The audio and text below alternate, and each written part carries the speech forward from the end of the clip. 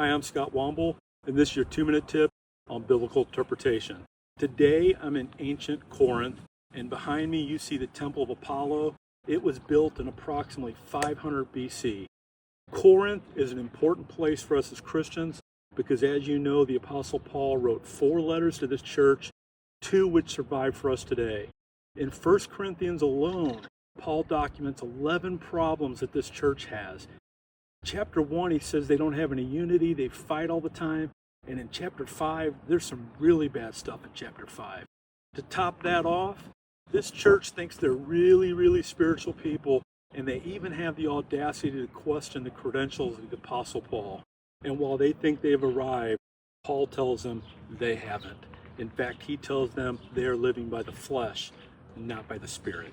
And he reminds them of the Israelites who escaped Egypt, shared in all the blessings of God, only to discover that God was not pleased with their actions. Paul says some of the Israelites acted immorally and they tested God with their grumbling. So when you read 1 Corinthians, I think there's 3 really big takeaways. First, the church is not immune to problems, so make sure you're not contributing to that. Number 2, Paul's first concern in this letter was unity. And that should tell us how important that really is.